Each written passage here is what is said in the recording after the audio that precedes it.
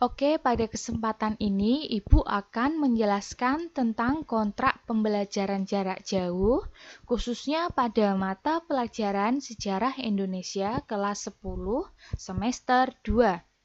Yang pertama, Ibu akan menjelaskan tentang kompetensi dasar. KD yang pertama ada KD 3.5 tentang menganalisis berbagai teori, proses masuk dan berkembangnya agama dan kebudayaan Hindu-Buddha di Indonesia.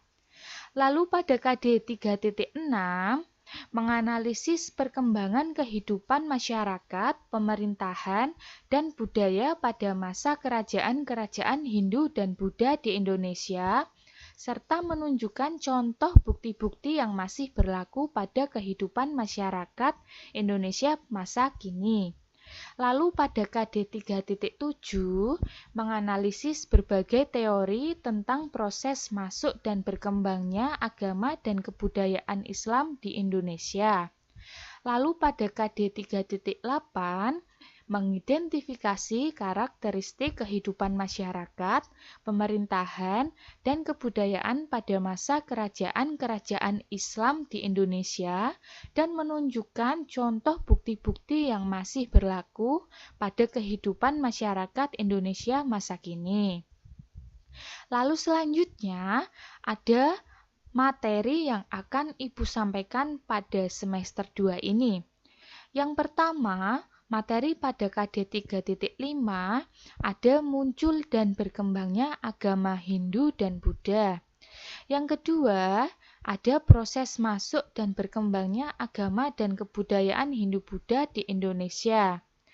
Lalu, pada KD 3.6, Ibu akan menjelaskan tentang perkembangan kehidupan di masyarakat, pemerintahan, dan kebudayaan pada masa kerajaan-kerajaan Hindu-Buddha di Indonesia.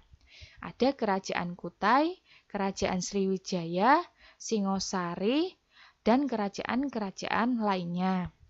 Lalu pada KD 3.7, Ibu akan menjelaskan tentang proses masuk dan berkembangnya agama Islam di Indonesia. Lalu pada KD 3.8, Ibu akan menjelaskan tentang kerajaan-kerajaan Islam di Indonesia seperti Kerajaan Demak dan kerajaan-kerajaan lainnya nanti. Yang kedua, ada proses integrasi Nusantara.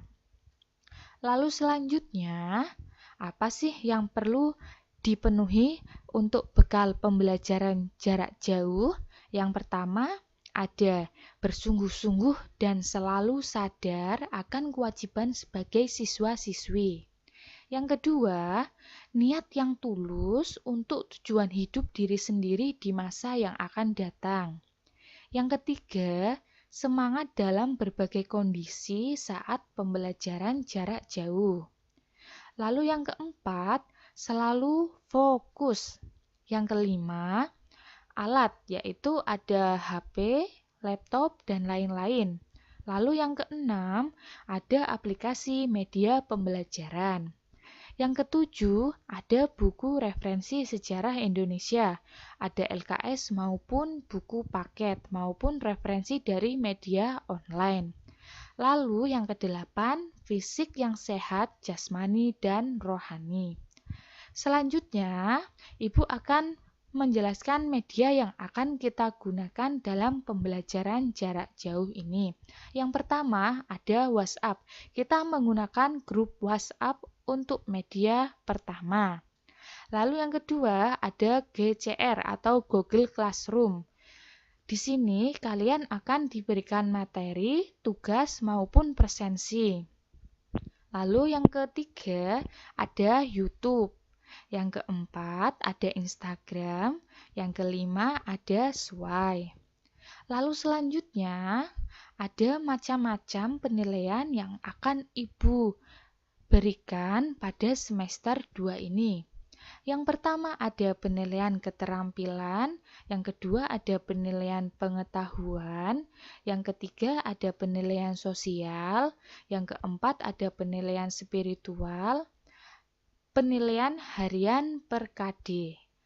Yang dimaksud di sini adalah Ibu akan melakukan penilaian harian per KD. Jadi nanti per KD kalian ada penilaian harian. Lalu selanjutnya ada ulangan harian. Tentu Ibu akan melakukan ulangan harian.